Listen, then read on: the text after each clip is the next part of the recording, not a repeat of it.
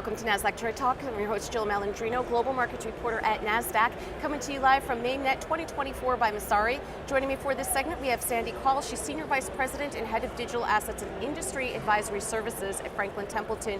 We're here to discuss why the ETF-Ization of assets is likely to be the first step on the pathway to real-world asset tokenization. Sandy, it's great to have you with us. Welcome to Trade Talks. Thank you so much. Lovely to be here. You got it. And how are asset managers using blockchain technology today? Well, we're starting to see more of the leading asset managers really move into this space and start to get their feet wet. At Franklin Templeton, we've been in this space for almost 7 years now, so we've been building for quite a while. We're across multiple blockchains. We run our own transfer agent system.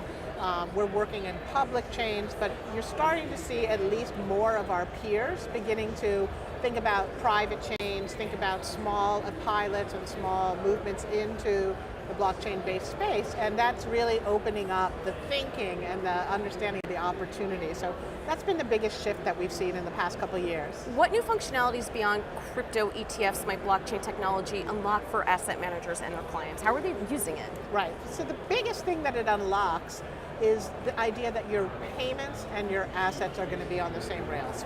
Right now, when you think about payments, they're on a completely different set of rails than the assets are in terms of processing.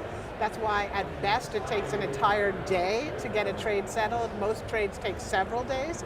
And so this opportunity to actually rethink and put both the payments and the assets onto the same rails is going to be huge. And then the second thing, Jill, is that it's going to be able to allow us to replace this complicated, crazy system of accounts that we have. Millions of accounts, right? You have an account for every single fund, an account for every single brokerage house. That's going to all move into one wallet, and you're going to be able to commingle assets, and that's going to open up all sorts of new investment opportunities. Well, let's take a step back for a moment here. What infrastructure upgrades need to happen in order to bring some of these blockchain-related technologies and these enhancements into the marketplace? So this is why ETF-Ization is so important, because what we're seeing is, for the first time with the spot Bitcoin and the spot Ethereum ETF that launched this year, you now have crypto-native players needing to interact every single day with the traditional financial system, because the actual Bitcoin and the actual Ethereum that backs these ETFs is being held in digital wallets by crypto custodians.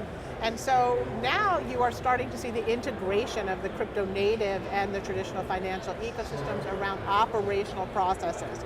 And this is where I think the foundation of the new abilities needs to come, because we have to rebuild the pipes and plumbing to make this opportunity really open up. And until we have that ability to process shares and to process securities effectively on the new rails and put them into wallets, that's going to be our end goal. But getting there means we first have to start working with the existing system as it operates today.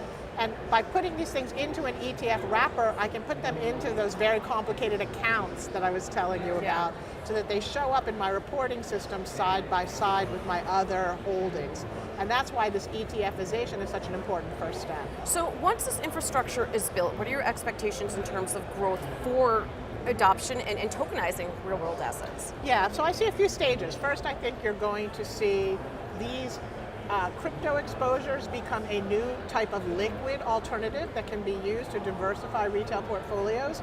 Much easier to trade, much easier to move in and out of than some of the new forms of private equity and private credit democratization products that we've been seeing, like interval funds.